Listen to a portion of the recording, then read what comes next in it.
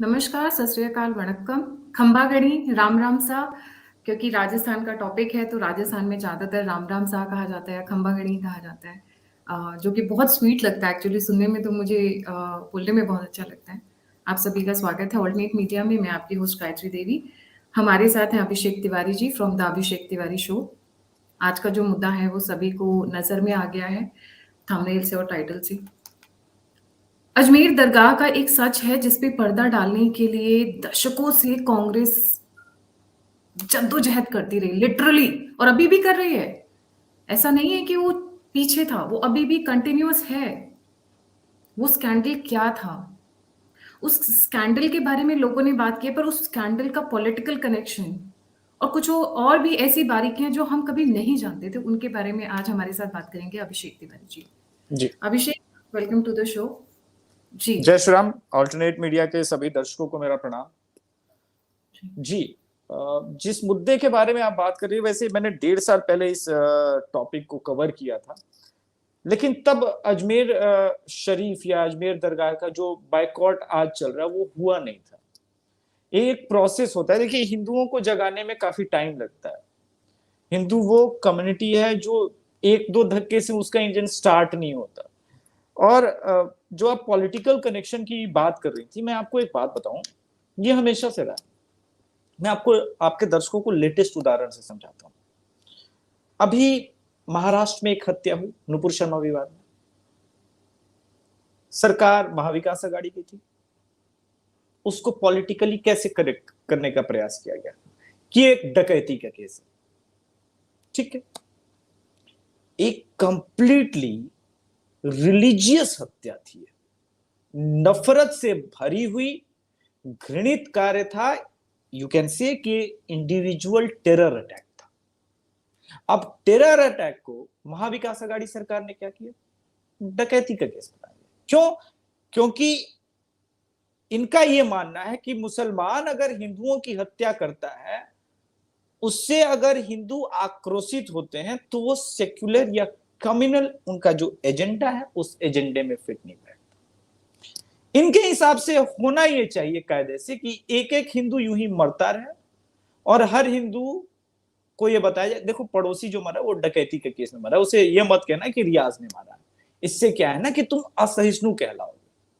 अब मैं आता हूं जिस आप केस के बारे में बात कर रही हूं उसका मुझे याद है, क्योंकि उस वक्त मेरी उम्र मेरे ख्याल से 10 साल के आसपास थी।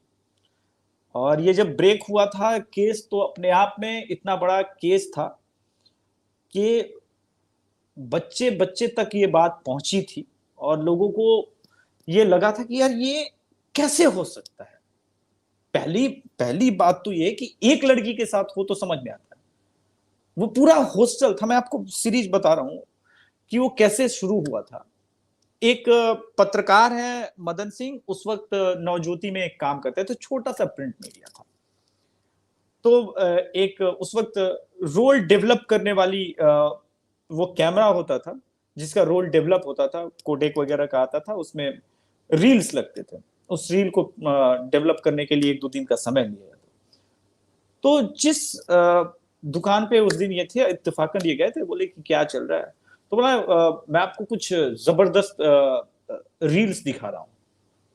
ये इंस्टाग्राम वाले रील नहीं, वो रील होते थे। उस रील में उन्होंने देखा तो लड़कियों की न्यूड नेगेटिव्स तस्वीरें। जिन्हें हम कहते थे पहले, जो डेवलप की जाती थी हाँ ब्राउन हाँ, कलर की। निगेटिव, हाँ जी, निगेटिव्स। उन्होंने बोला ये तो लड़कियों की न्यूड न्यूड तस्वीरें हैं। बोले सर इतना नहीं है, ये एक लड़की के नहीं है, ये पूरा का पूरा गर्ल्स हॉस्टल का है। एक लड़की ट्रैप हुई, वो अपनी दूसरे दोस्त को ले जाती थी, उसके साथ भी सेक्सुअली रेप होता था, फिर उसके न्यूड्स बनाए जाते थे उन दिनों उस कैमरे से। और एक उसके बाद सीरीज ऑफ रेप शुरू हुए। जिसने पहले विक्टिम बनाया, उसके बाद उस लड़की का, जिसने समझिए उस रील को डेवलप किया, उस नेगेटिव को डेवलप किया, उसने भी फायदा उठाया। तीसरे चौथे पांचवे तकरीबन तकरीबन ये शहर के कई बड़े लोगों तक पहुंचे और उनका शोषण हुआ। और ये सब कुछ चल रहा था। और उसी दौरान बीजेपी की सरकार बन गई थी। जब बीजेपी की सरकार बनी तो बहुत सारे रिपोर्टर्स को लगा कि अब हम ब्रेक कर सकते हैं इस स्टोरी को, इसके बारे में बात करते। तो वो जो मेन अक्यूज था, मैं बताऊं, फारूक चिश्ती नाम था उसका, और वो इंडियन यूथ कांग्रेस से ताल्लुक रखता था और अजमेर शरीफ दरगाह के खादिम्स में से एक था। सोचिए, इतनी बड़ी घटना होगी, 50 लड़कियों का रेप हुआ, लेकिन हिंदुओं ने अजमेर शरीफ में चादर चढ़ाना नहीं छोड़ा। This is called Congress, this is called ecosystem. ऐसे नैरेटिव बिल्ड किया जाता है कि सिर्फ एक जो इंडियन यूथ कांग्रेस का था फारूक चिश्ती, उस पे सब कुछ लगा के कुछ लोगों को, मेरे ख्याल से सिर्फ 7 या 8 लोग कन्विक्ट हुए थे। और ये ब्रेक हुआ इस वजह से क्योंकि एक लड़की जो है वो किसी बड़े अधिकारी की बेटी थी, और ये जो कुछ हुआ, देखिए, इसमें उसके बाद राष्ट्रपति शासन लगा दिया गया राजस्थान में। ऑब्वियस आया था भाई कि बीजेपी सरकार में अगर राष्ट्रपति शासन नहीं लगाएंगे ये, तो फिर और बड़ा न्यूज बनता ना। राष्ट्रपति शासन लगा दिया गया। उसके बाद आपको पता ही है कि किस प्रकार से लेटर ऑन 1992 में बाबरी मस्जिद, फिर 93 में बॉम्ब ब्लास्ट हुए। ये बताता है कि इस देश में क्या माइंडसेट रहा है कांग्रेस का इस देश के हिंदुओं के प्रति, कि आपकी बहन बेटियों का बलात्कार कर रहा है एक यूथ कांग्रेस का प्रेसिडेंट जो कि अजमेर शरीफ का है, और उसको तोपा इसलिए जा रहा है कि कोई बात नहीं, इससे जो है हमारा वोट बैंक खतरे में पड़ जाएगा, इससे हिंदू नाराज हो सकते हैं। आपको नहीं लगता बहन, आप एक औरत हैं, कि इस बात पे हिंदुओं की नाराजगी बनती है? क्या इस देश में हिंदुओं को अपने खिलाफ प्रताड़ना और शोषण के बाद नाराज होने तक का अधिकार नहीं है? ये कैसे हो सकता है? मैं 1.5 साल पहले भी जब ये शो कर रहा था इसको लेकर के, तो मैंने सवाल पूछे थे, क्योंकि उस वक्त मैं करंट टॉपिक्स पे शो नहीं बनाता था, एडिटेड वीडियो बनाता था। या फिर आप कल्पना कीजिए कि इतने सारे पत्रकारों में, मैं सैल्यूट करूंगा वो नवज्योति के जो पत्रकार है मदन सिंह जी, उन्होंने इस घटना को ब्रेक किया। बहुत करेज चाहिए इसके लिए, क्योंकि सिर्फ कांग्रेस की सेंटर की सरकार नहीं, पूरा का पूरा एक इकोसिस्टम है। आपको क्या लगता है कि अन्य पत्रकारों तक ये बात नहीं पहुंची होगी? ये आज जो जिनको मैं ट्रोल करता हूं, तो लोग कहते हैं आप रवीश कुमार जी को ट्रोल करते हैं। क्या उस वक्त ये पत्रकार, बड़े बड़े कांग्रेसी दरबारी मीडिया, एन राम जो आज हिंदुस्तान, सॉरी, द हिंदू के एडिटर इन चीफ भी हैं, बड़े बड़े कॉलम लिखते हैं राफेल पे, क्या एन राम जीवित नहीं थे? क्या उस वक्त वो हिंदू में नहीं थे? क्या उन तक ये सब खबरें नहीं पहुंची होंगी? पहुंची थी। क्या उन्होंने रिपोर्टिंग की? नहीं की। देश का बड़ा बड़ा इंग्लिश मीडिया, जिसे आप इंडियन एक्सप्रेस के नाम से जानती हैं, इन लोगों ने जानबूझ करके रिपोर्टिंग नहीं की। क्यों? क्योंकि हिंदू और मुस्लिम के बीच में माहौल खराब। जिस देश में इस प्रकार की सेकुलरिज्म का झूठा नशा हो, उस देश को सेकुलर स्टेट कहलाने का अधिकार नहीं। इस देश को, मैं सवाल हमेशा पूछता हूं, बड़े बड़े मंचों पे मैंने पूछा है कि क्या प्रॉब्लम है इस देश को हिंदू स्टेट या हिंदू कंट्री कहने में? आपको क्या प्रॉब्लम है? हो जाना चाहिए। अगर 30% जमीन देने के बावजूद, पूर्वी पाकिस्तान पश्चिमी पाकिस्तान बंटने के बावजूद, मेरी बहन, अगर आज भी इस देश का हिंदू मेजॉरिटी इस देश में सेफ फील नहीं करता है, तो आपको नहीं लगता कि इस देश के सेकुलरिज्म पे, इस देश के तमाम कर्णधारों पे, और जिन्होंने इस देश को कहा था कि वो सेकुलर स्टेट ही रहेगा देश, क्या उनसे सवाल नहीं बनता? और क्या पूछने पे हम अंधभक्त कहे जाते हैं? लोग कट्टरवाद का मुझे चेहरा बताते हैं। तो मुझे लगता है सवाल पूछना गलत नहीं है। सवाल होने चाहिए।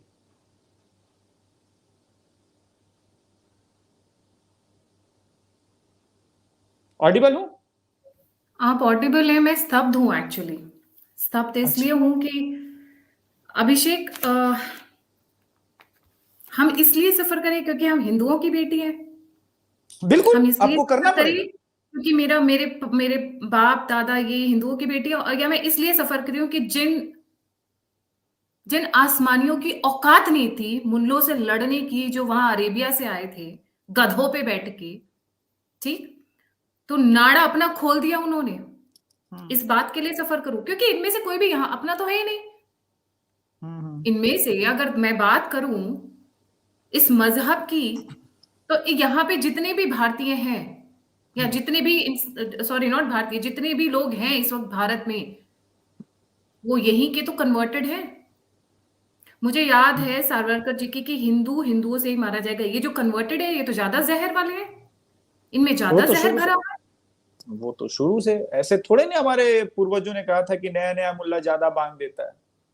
नया नया मुल्ला ज्यादा बांग देता है। तो इनको ये नहीं समझ में आया कि ये लड़कियां हैं। और एज ग्रुप, आज मैंने टॉपिक इसलिए उठाया क्योंकि कई व्यूअर्स इस टॉपिक पर डिस्कशन की ईमेल्स आई और मुझे बातचीत करने के लिए कहा।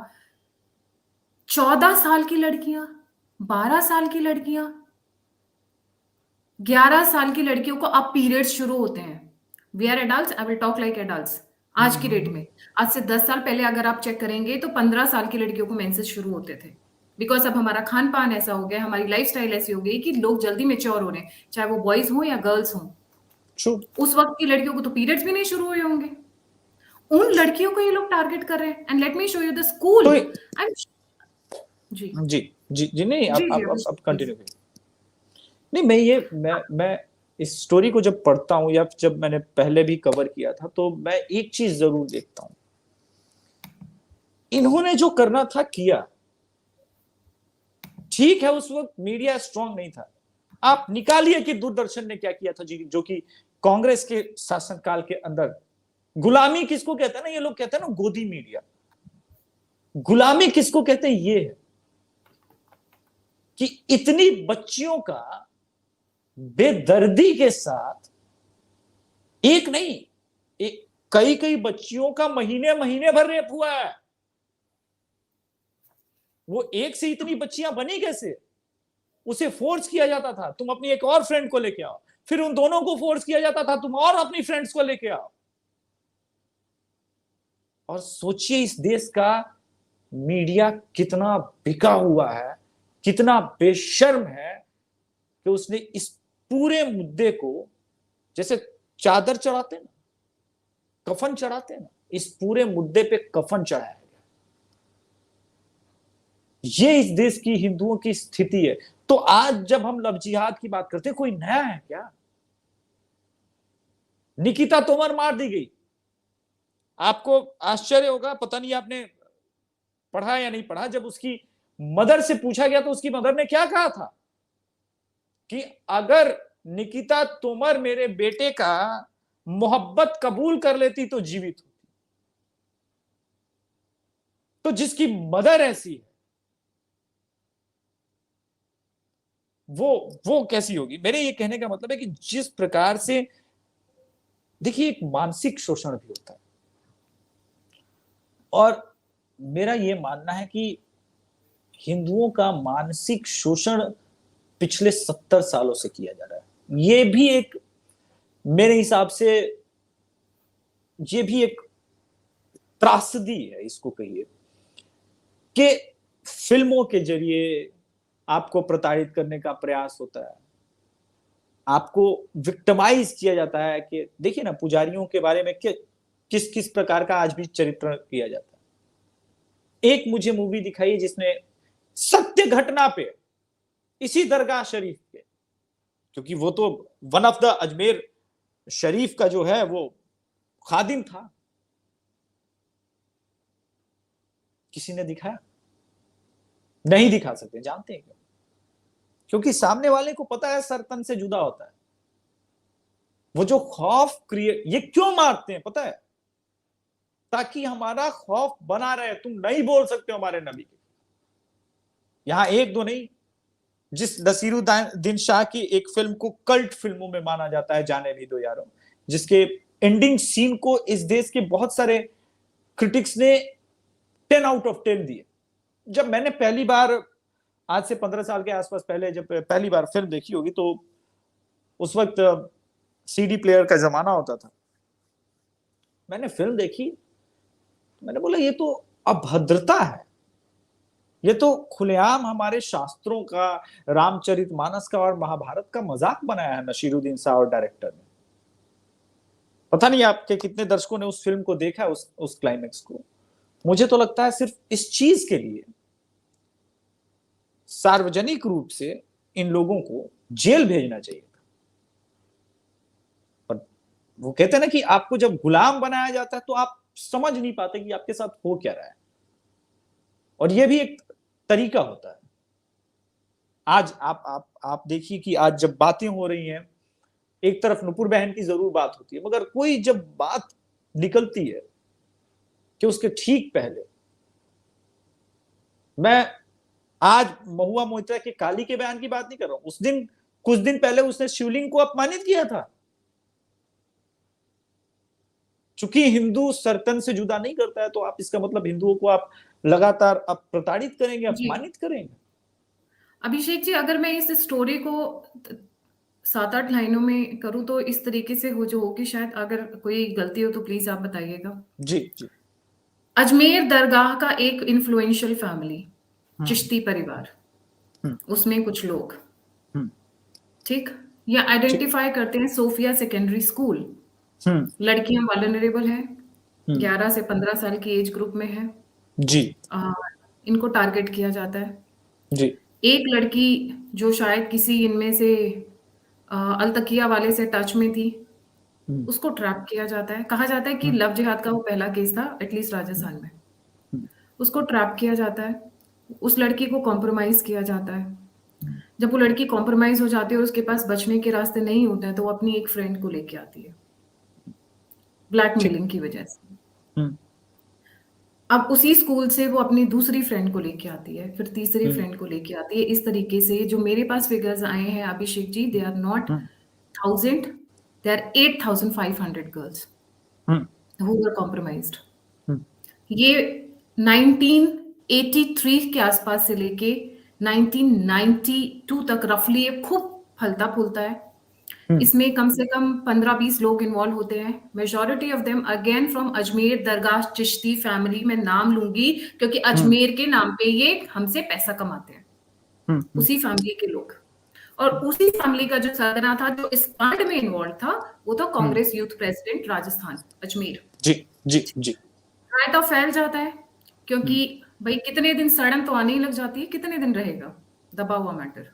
हम्म सड़न आने लग जाती है, भुनभुनाहट शुरू हो जाती है। इसमें कुछ लड़कियां जो है वो आईएएस आईपीएस रैंक के ऑफिसर्स तक की बेटियां थी, हम्म ठीक। 8-10 साल के तकरीबन चलता है। फिर जैसा आपने बताया, नेगेटिव्स डेवलप करने की वजह से और किस 2-4 जर्नलिस्ट को बू भी आने लग जाती है, कुछ अवॉइड करते हैं क्योंकि हाई रैंकिंग मैटर था, नहीं जान का नहीं खतरा। गायत्री जी, मैं आपको टोकूंगा, आप मेरी बात को समझी नहीं थी, जो मैंने पहले कहा था कि इतना लंबा टाइम है।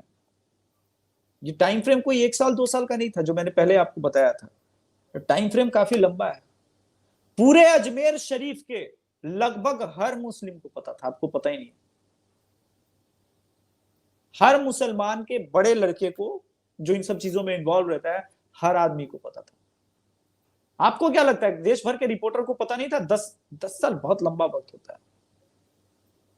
किसी ने बताने का प्रयास नहीं किया होगा। जी सप्रेस किया कांग्रेस ने, इस पूरे मामले को सप्रेस किया गया। अगर वहां पे बाद में प्रेसिडेंट लॉ भले लग गया, लेकिन वहां पे शायद बीजेपी की सरकार नहीं बनती तो 5-6 साल और चलता ही।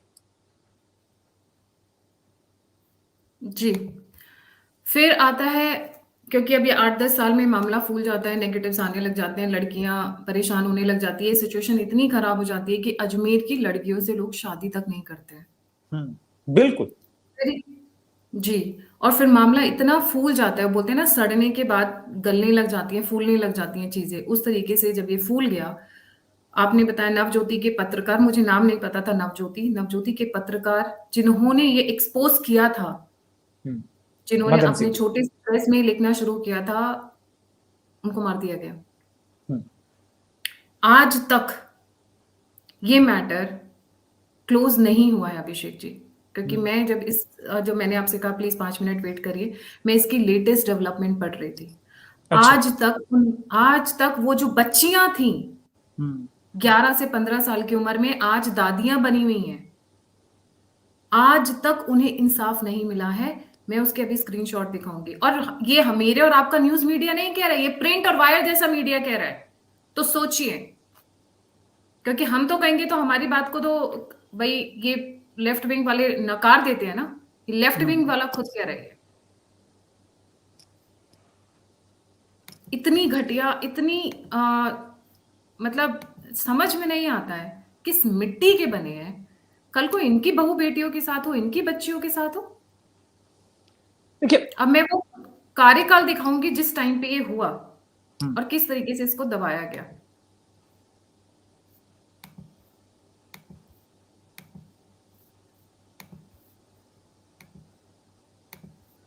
ये है list of ministers, chief ministers. अगर आप ध्यान देंगे तो हरिदेव जोशी बंसवारा, ये थे इंडियन नेशनल कांग्रेस के। जहां तक ये ब्लू टिक आपको दिख रहा है, blue colour, that is Congress rule state. ये मैटर 1985 से लेके 19, जो हम 10 साल पीछे चले जाए, 1992 से लेके कांग्रेस की सरकार ने इसमें पूरा सहयोग किया है। क्यों? क्योंकि नेशनल यूथ प्रेसिडेंट था भाई वो, राजस्थान का national youth president. National word जरूर लगाते हैं ना ये लोग, चाहे वो स्टेट के ही क्यों ना हो। नफीस चिश्ती भी अजमेर शरीफ से जो है वाइस प्रेसिडेंट था इंडियन नेशनल कांग्रेस का, जो दूसरा एक्यूज, बड़ा एक्यूज जिसको सजा हुई। जी, ये देखिए, यहां से स्टार्ट करते हैं। 1981 Shivcharan Mathur, Indian National Congress. Hiralal Devpura, Indian National Congress. Haridev Joshi Banswara, Indian National Congress. Shivcharan Mathur, Indian National Congress. Haridev Joshi Banswara, Indian National Congress. और जब ये मामला हुआ 1992 में, उस वक्त थे भैरव सिंह शेखावत, बीजेपी। शायद उन रिपोर्टर्स में थोड़ी करेज आ गई, थोड़ी हिम्मत आ गई कि शायद सरकार अब बदली है, हम कुछ कर पाएंगे, इस मैटर को एक्सपोज कर पाएंगे। सैडली सैडली वो रिपोर्टर तो मारे ही जाते हैं। हम्म, और 2 साल बाद, ये 1990 में आते ही दूसरे साल ही प्रेसिडेंट्स रूल लगा दिया जाता है। आप जहां पे अशोक स्तंभ देख रहे हैं, यहाँ पर नेशनल रूल लगा, सॉरी, प्रेसिडेंट्स रूल लगा दिया जाता है। उस वक्त क्या था सिचुएशन अक्रॉस द कंट्री अभिषेक, जिस वजह से यहाँ उसका फायदा उठाते हुए राजस्थान में प्रेसिडेंट्स रूल लगाया गया। क्योंकि अगर ये मामला बाहर आ जाता तो खून की नदियां बह जाती राजस्थान में। मैं आपको वही कह रहा था कि अगर ये पूरा न्यूज बाहर निकला होता जिस प्रकार से, वैसे निकला था, लेकिन हम तक सोचिए बिहार तक पहुंचने में तो शायद 93 के आसपास का लग निकला गया नहीं था। था अभिषेक, बहुत इक्का दुक्का। अगर आप 1992 की आप जाके न्यूज कलेक्ट करेंगे ना, जैसे आप गूगल करेंगे कुछ भी, आपको हार्डली न्यूज नजर आएगी। ये कहीं कोने में छोटा सा पूरे पेपर में, उस वक्त तो सोशल मीडिया होता भी नहीं था, तो कहीं मैं वही कह दो रहा हूँ, चार मैं वही कह रहा हूँ कि ये खबर हम तक 93-94 में पहुंची थी। हालात 1992 में 6 दिसंबर के वक्त क्या थे आपको बताने की जरूरत नहीं थी। और खास करके राजस्थान में, अगर तमाम राजस्थान के सिर्फ लोगों को पता चल जाता तो मुझे नहीं लगता कि आज अजमेर शरीफ अपने जगह पे खड़ा होता। मुझे यकीन है इस बात। तो सिर्फ ये केस था जिसकी वजह से भैरव सिंह शेखावत की सरकार को जाना पड़ा, क्योंकि जाना जरूरी था। अगर इस केस को नेशनल मीडिया में किसी एनराम जैसे, जिसमें काम करते हैं, उस प्रकार के न्यूज़पेपर ने छाप दिया होता तो इस देश में भूचाल आ जाता। आज लोगों को के अंदर क्रोध नहीं आएगा, क्योंकि इस घटना को हुए लगभग 30 साल हो गए। बड़ा समय होता है, लंबा समय होता है। मेरे ये कहने का मतलब नहीं है, मेरे ये कहने का मतलब है आप कांग्रेस के चाल चरित्र को समझिए। आज भी नहीं बदली है। अमरावती घटना को ठीक वैसे ही प्रेजेंट किया गया है। अगर किसी को ये लगता है, मैं बार बार कहता हूं, हमारी नाराजगी होती है, मैं तो कितनी बार मोदी जी की खुली आलोचना करता हूं, सभी दर्शक जानते हैं। वो नाराजगी एक तरफ की बात है, लेकिन जिस दिन मुझे वोट करने जाना हो, मैं इन धुरतों को कभी नहीं करूंगा, क्योंकि हो सकता है आपको ये पता चले कि अभिषेक की हत्या किसी ने डकैती में कर दी है, जबकि उसका मामला ये होगा सीधे सीधे, क्योंकि वो अभिषेक के काम से परेशान है। ट्विटर पे संजय दीक्षित जी ने और कई लोगों ने वो थंबनेल भी वो वायरल भी किया है जो मेरे बारे में लिखा गया था, और कई लोगों को ये आया है। समस्या ये नहीं है हमारी, समस्या ये है कि हम बहुत देर से रिस्पॉन्ड करना शुरू करते हैं। मैं अब आज भी कहता हूं कि आप ये देखिए कि इतनी बड़ी त्रासदी के बाद चादर चढ़ाने जाते कौन थे? हिंदू औरतें जाती थी ना। जो 3 प्राइम जिनको सजा हुई थी ट्रायल में, जो चार्ज शीट में अक्यूज थे, मैंने कहीं उस पर एक स्टोरी लिखी तो थी, मैं 1 मिनट सर्च करता हूं।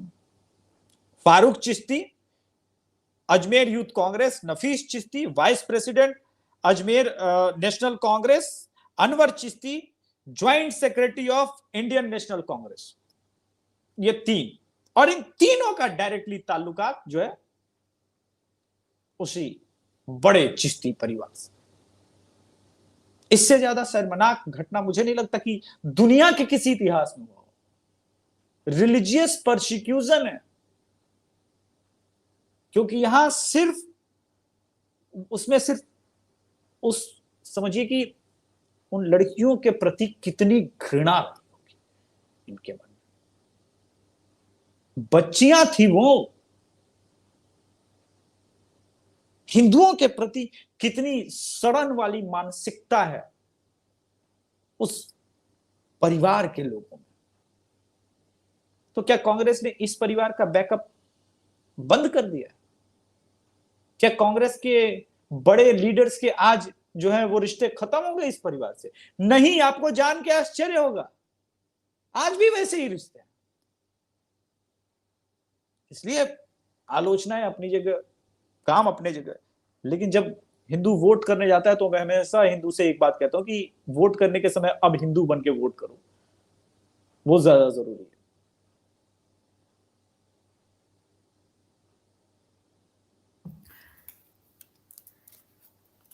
इसमें कुछ एक आईएएस आईपीएस की बेटियों का भी कवरेज था, शायद ये इसीलिए मीडिया में आया, क्योंकि हाई प्रोफाइल रैंक जब एक लोगों हाई प्रोफाइल रैंक की लड़की थी, उस लड़की का नाम दबा दिया। देखिए 24 लड़कियों ने लेटर ऑन ये किया था, उसमें से कई बच्चियों ने तो बाद में कमिट सुसाइड। तो ये एक लेटर ऑन आप इस पे छह लड़कियों ने किया था ये। मैं ये वर्ड नहीं एक्चुअली यूज करना चाहती बिकॉज ये कैच में आता है, बट 6 लड़कियों ने अपने आप को खत्म कर लिया था। हाँ, वो ठीक है, वो कैच जैसे में आता है, मैं समझता हूँ, लेकिन दर्शकों को हमेशा लगता है, मुझे मैं सच ज्यादा बेहतर है शब्दों में बता दूं, नंबर बहुत बड़ा है गायत्री जी, सिर्फ 6 तक मत सोचिएगा। मुझे लगता है कि जो टोटल नंबर है वो इतना ज्यादा है कि उसको सिर्फ 6 तक सीमित करते हैं हम लोग तो गलत होगा। मीडिया भी सही रिपोर्टिंग करने से डरने लगी थी। हत्या हो जाती है ना भाई। देखिए क्या है कि सेकुलरिज्म है इस देश में। अब मदन जी ने रिपोर्टिंग करके एक्सपोज कर दिया उस परिवार को, अजमेर शरीफ का सच उजागर हो गया, चिश्ती परिवार का सच उजागर हो गया, कांग्रेस का सच उजागर हो गया। तो आप बताइए, गौरी लंकेश की हत्या पे प्रेस क्लब ऑफ इंडिया में रवीश कुमार जाते हैं और अपना विधवा विलाप करते हैं। ऐसा लग रहा था कि प्रेस क्लब ऑफ इंडिया कलाई की चूड़ियां तोड़ रहा। मैं ये नहीं कहना चाहता कि वो ईसाई थी गौरी लंकेश, और पिछले 10 साल से लगातार हिंदुओं को अपमानित कर रही थी अपने घटिया आर्टिकल्स और कार्टून्स के जरिए। अगर वो गौरी लंकेश की जगह पे नुपुर शर्मा होती तो क्या हो गया होता, उसने इस्लाम पे अगर वैसा ही कुछ कटाक्ष किया होता तो। लेकिन खैर, उस मुद्दे पे नहीं जाता हूं। प्रेस क्लब ऑफ इंडिया उस वक्त भी था।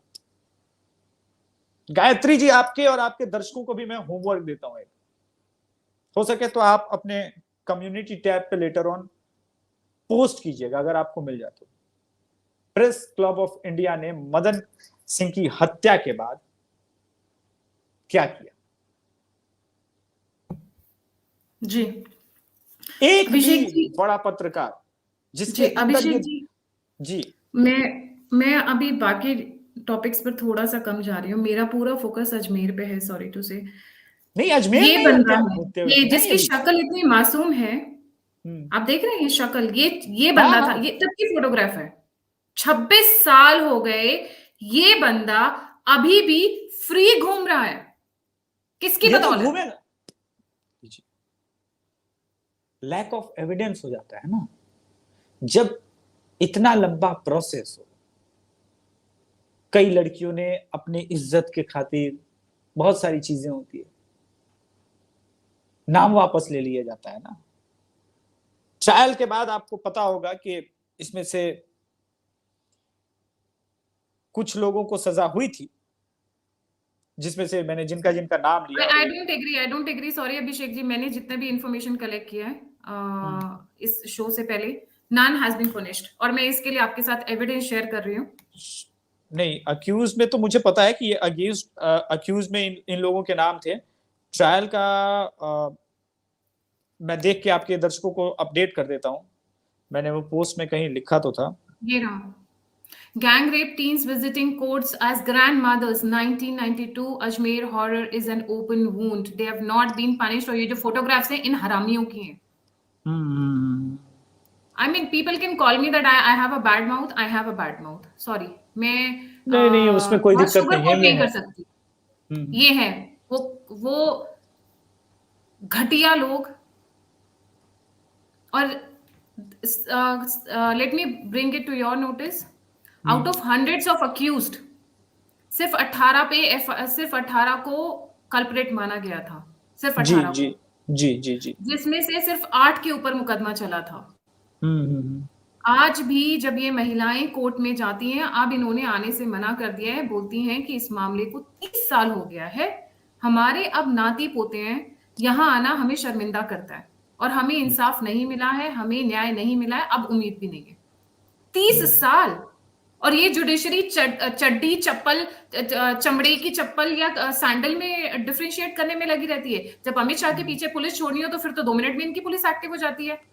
आज वो 50 दिन के वेकेशन के बाद में सुप्रीम कोर्ट बैठा है, 50 दिन के वेकेशन के बाद में। ये क्या स्कूल के बच्चे हैं जो इनको हर दूसरे दिन छुट्टियां चाहिए? दशहरे की छुट्टियां, सर्दियों की छुट्टियां, गर्मियों की छुट्टियां, इतनी छुट्टियां तो स्कूल के बच्चे नहीं लेते, नर्सरी और प्राइमरी के बच्चे नहीं लेते। ये देखिए हमारा वही बात है जुडिशियल ना, सिस्टम है। वही बात है कि बहन, समस्या कांग्रेस ने सिर्फ शासन नहीं चलाया, जुडिशियरी से लेकर के इस, मैंने बहुत पहले एक बात कही थी कि क्या हुआ नरेंद्र मोदी जी अगर सत्ता में आ गए।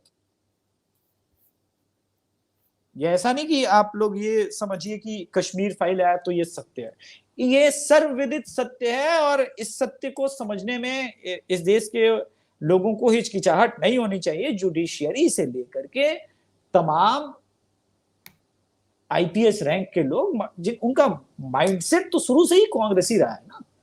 50 साल बहुत बड़ा टाइम होता है, उस वक्त तक आप सभी जगह अपने लोगों को बिठा चुके हैं। तो मोदी जी क्या कर सकते हैं? मैक्सिमम मान लीजिए किसी को अरेस्ट कर लेंगे, मान लीजिए जुबीर को, तो 4 महीने 3 महीने बेल तो मिलेगा ना। अब वो एक आध केस हो जाता है, जैसे बरबरा राव का हो गया है, या फिर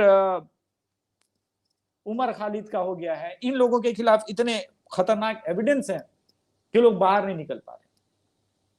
इस केस में क्या हुआ है कि जिस पत्रकार के पास सारे एविडेंस वगैरह थे, उसकी तो हत्या हो गई ना।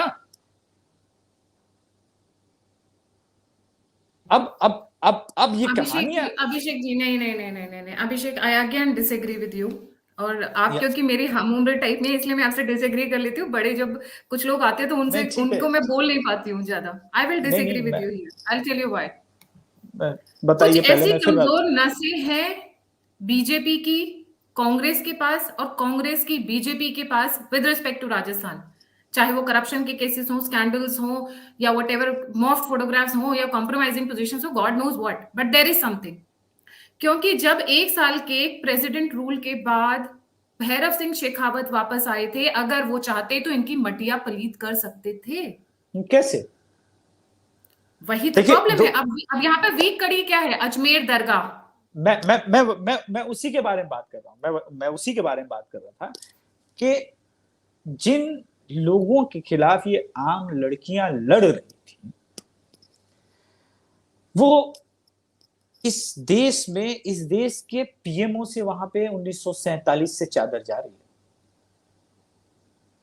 अभी भी जाती है।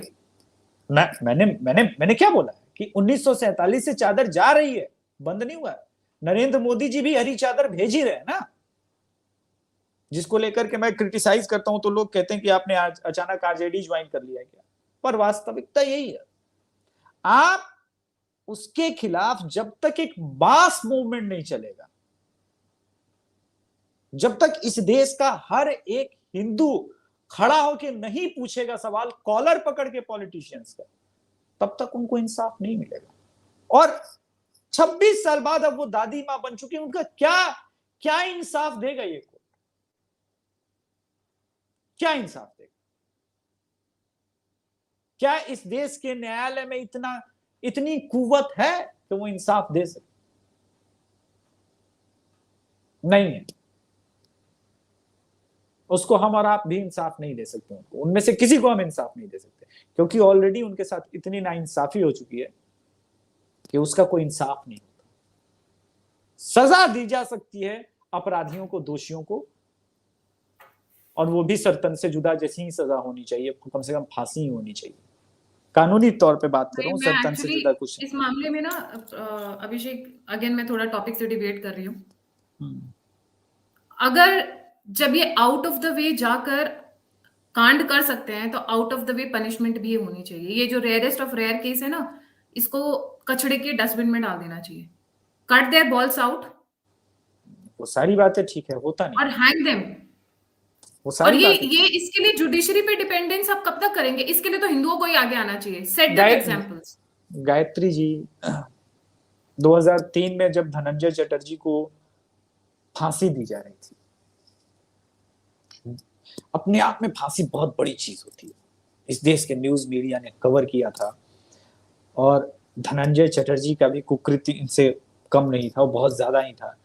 वो फांसी के समय रो रहा था, 2 दिन पहले तक के क्लिप्स हैं उसके। तो आप फांसी दो तो सही पहले, यहां तो फांसी होने जाएगा इस कुकृत्य के बाद भी, तो रात के 2 बजे लोग सुप्रीम कोर्ट खुलवाएंगे। मैंने यही कहा अभिषेक, कुछ मामलों में हिंदुओं को अपने आप आगे आना चाहिए, कुछ एग्जाम्पल्स सेट करने चाहिए, क्योंकि क्या कहते हैं ना, भय भिन्न होय न प्रीत। जुडिशरी का हमने पिछले 10 साल से, क्योंकि पहले तो मनमोहन सिंह जी थे, मौनी बाबा, वो तो बोलते नहीं थे, उनके मुंह में तो दही जम गया था, ठीक, तो पीछे से सोनिया मैडम चलाती थी।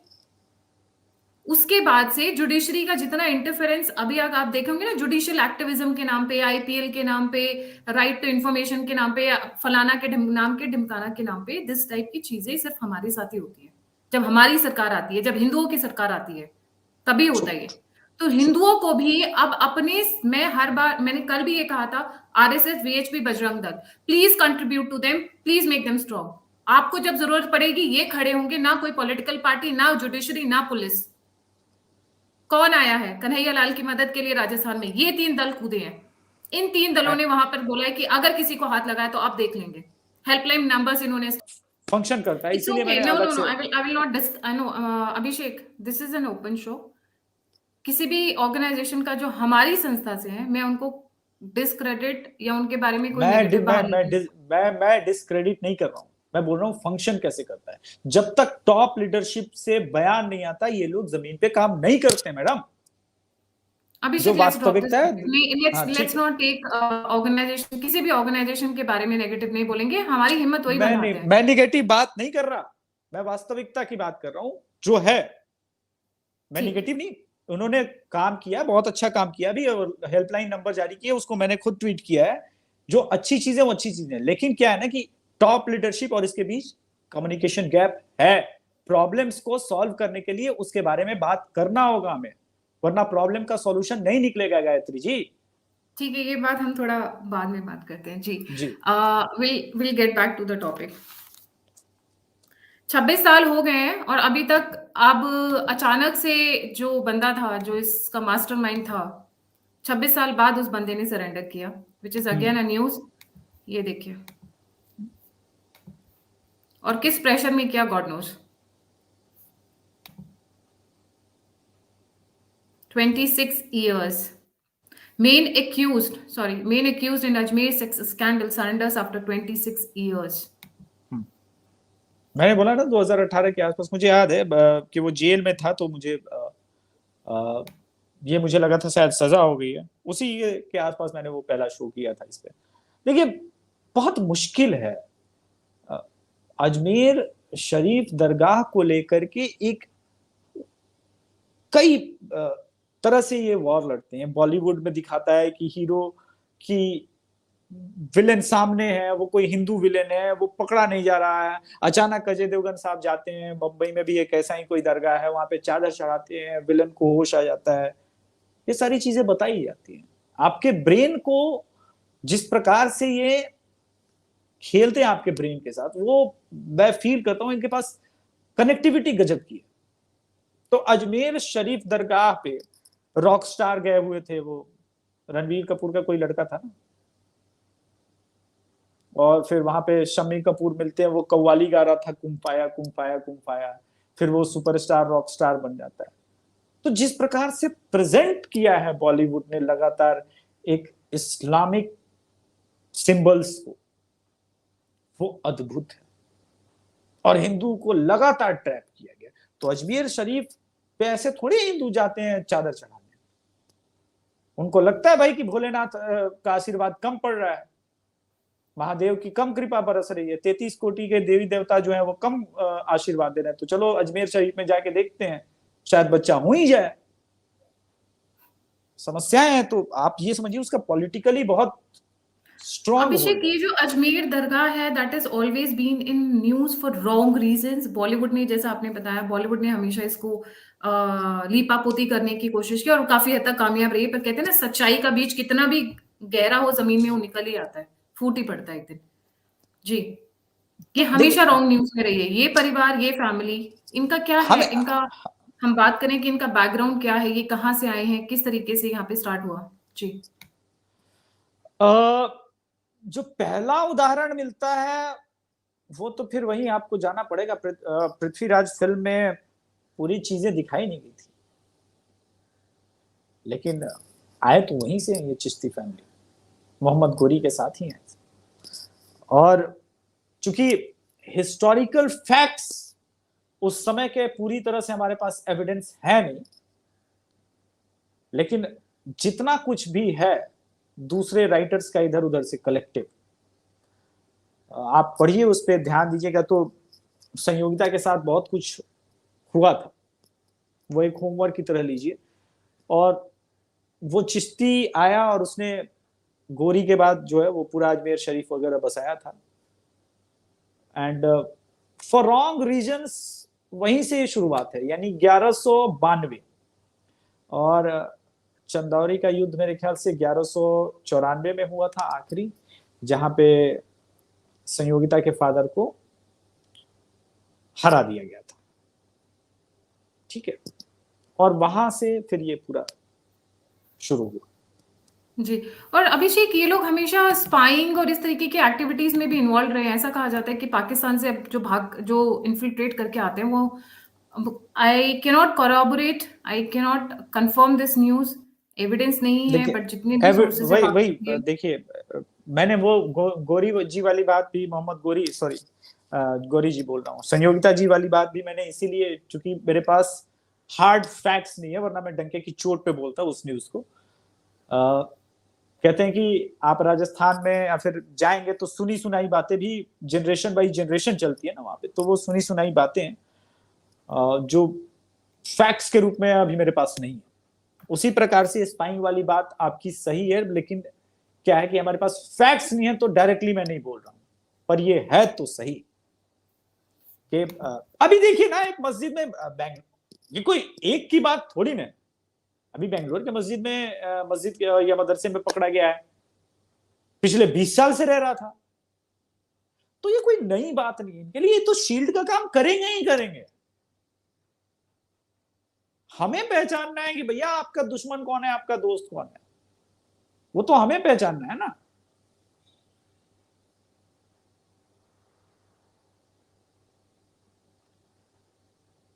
म्यूट है आप म्यूट हैं। सॉरी, ये जितनी भी बाउंड्री है ये ऑन द लेफ्ट साइड, ये पाकिस्तान के साथ बाउंड्री है हमारी, या जी जिसको बोलेंगे बॉर्डर है हमारा। यहाँ पर कहते हैं जितने भी लोग इन्फिल्ट्रेट करके आते हैं, छुप छुपा कर आते हैं, ऊँटों पे आते हैं, जहाँ जैसे भी आते हैं, कहा जाता है अजमेर में उनको सबसे सेफ हेवन मिलता है। दरगाह के नाम पर, वहाँ पे दुकान खोलने के नाम पर, उनको आधार कार्ड बनाने के नाम पर, आपका सब कुछ वहाँ आपको रेडीमेड मिल जाता है। और इस मामले में कहा जाता है अजमेर दरगाह के लोग काफी सहायता करते हैं। अब अजमेर दरगाह के लोग में सबसे पावरफुल कौन है, ये मुझे बोलने की जरूरत नहीं है। अजमेर दरगाह चिश्ती फैमिली वहां पर सबसे स्ट्रॉन्ग फैमिली मानी जाती है, और कहते हैं वहां पे परिंदा भी पर नहीं मार सकता इनकी मर्जी के बगैर। वहां पर क्या एक्टिविटीज हो रही हैं, क्या चीजें अंडरग्राउंड लेवल पर चल रही हैं, क्या गलत एक्टिविटीज हो रही हैं, जैसा कि ये खुद यूथ कांग्रेस का सेक्स स्कैंडल में इन्वॉल्व था, ये सारी चीजों की नॉलेज उन्हें बखूबी होती है और इनकी मर्जी और इनकी सहायता से होती है, क्योंकि वो कहते हैं ना एक ही हो सकता है, वो ऊपर इनका आला ताला है, उसके अलावा तो कोई नहीं, हो वो नहीं सकता। तमाम चीजें तो ठीक है, लेकिन अब क्या है ना कि इस देश में इसको मास मूवमेंट के रूप में बन जाना चाहिए था काफी पहले। लेकिन देखिएगा, इस हो सकता है इस वीडियो की भी रीच वहां तक ना पहुंचे जहां तक आप एक्सपेक्ट कर रही हैं।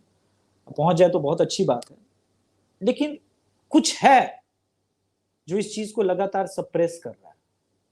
इस पूरे टॉपिक को आज भी हम जो है ना, कोशिश करते रहेंगे ना अभिषेक, कहते हैं आपको कोशिश पता करने नहीं है वाले कि की कभी देखिए, हार नहीं होती। देखिए आप क्या है, हैं, मैं आप हूँ, बहुत और भी लोग हैं, देखिए पता नहीं आप कोशिश ज्योति करने बाबा में को कोई क्या बुराई समझती नहीं है। हैं और किस नजर से देखती हैं उनके बारे में। 2003 में उन्होंने सबसे पहले ये बात बोली थी, आपको पता नहीं होगा।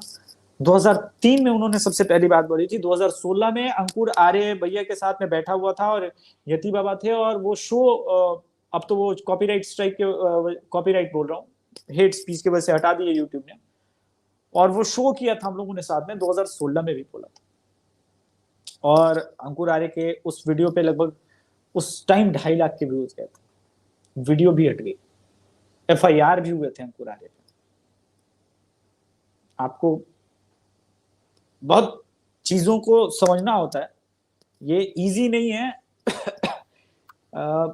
कई चीजें हैं, इसको शील्ड करने वाले बहुत सारे लोग हैं। ऐसे नहीं कि मदन सिंह जी की हत्या हुई है, उस हत्या, देखिए इसका तो 2 दिन में रिजल्ट बाहर आ जाएगा। हत्या का उस मोटिव को ढूंढ करके लोग पता लगा ले। आज तक जी इनको अगर इंसाफ नहीं मिला तो मदन सिंह जी को भी उसी में बढ़िया काम करने के लिए, जिसको कहते हैं बढ़िया पत्रकारिता का आदर्श पत्रकारिता करने के लिए, इनाम तो यही मिला ना कि उनकी हत्या कर दी। तो सच्चाई है जी। सो एक ऐसा कांड जिसको छुपाने के लिए कितना कुछ किया गया, फाइनली फिर भी वो बाहर आ रहा है। और मैं चाहूंगी अपने व्यूअर से, सभी से, अपने घर में अपनी बच्चियों को, अपने बेटों को, जो भी 10 साल से बड़े हों, उनको इसके बारे में बताएं। अपने बच्चों से खुलकर बात करें। जब तक आप उन्हें बताएंगे नहीं, उन्हें कैसे पता चलेगा अजमेर में क्या कांड हुआ था और क्यों उन्हें सावधान रहने की जरूरत है। तो बहुत जरूरी है इन चीजों को अपने बच्चों से बात करें। बट हाँ, द फनी पार्ट इज कि this was one of the reasons जिसकी वजह से प्रेसिडेंट रूल तक लग गया था राजस्थान में, कि दबाया जा सके, कि दंगे ना हो जाएं, बात बाहर ना लीक हो जाए। क्योंकि Ajmer Dargah family, Chishti family is one of the most powerful. I think Sonia Gandhi से सेकंड या थर्ड नंबर पे ही होंगे ये लोग। अब तो चिदम्बरम जी भी बीच में आ गए हैं, रैंकिंग उनकी काफी हाई है। कंपटीशन लगा हुआ है ना कि कौन कितना गंद फैला सकता है और कितनी हायर जा सकता है या नीचे जा सकता है। कहते हैं there are 8 rings to hell. 8 मतलब मैं बहुत बुक्स पढ़ती हूँ, तो there are 8 rings to hell. जो 8 वाली होती है ना, वो सबसे घटिया घटिया प्लेस होता है, जहाँ पे I think rarest of rare case जिन लोगों ने किए होंगे वो पहुंचे होंगे। आई थिंक ये तीनों फैमिलीज मरने के बाद वहीं पहुंचते होंगे। सीरियसली। ऐसा है तो थैंक यू हमारे सो बिहार के मच। लालू का कमी थोड़ी ना है। उसने कौन से नहीं, काम बिहार किए के थे? लालू तो अब पीछे हो गए, कम ऑन। बिहार के लालू ने ये तो नहीं किया होगा ना जो अजमेर दरगाह की ये फैमिली के लोगों ने अरे कर आपको दिया था। किससे पता ही नहीं है। एक केस और मैंने चलो फिर, बिहार इलेक्शन के टाइम में किया था, आप भी गूगल कर लीजिएगा। एक अभिषेक एक आईएएस की वाइफ का रेप केस चला है बिहार में, आईएएस की वाइफ का, और बहुत हंगामेदार था। वो कभी और हम उस पर बात करेंगे। Thank you so much Abhishek ji for joining. जाने से पहले सभी व्यूअर्स से रिक्वेस्ट है, please don't forget to like, subscribe and share. अगर आप सपोर्ट करना चाहते हैं तो आप मेंबरशिप ले सकते हैं, बाकी के डिटेल्स पिन कमेंट में है। और अभिषेक जी आने के लिए फिर से एक बार बहुत बहुत थैंक यू। धन्यवाद के साथ। जय हिंद, जय श्री राम, हर हर महादेव।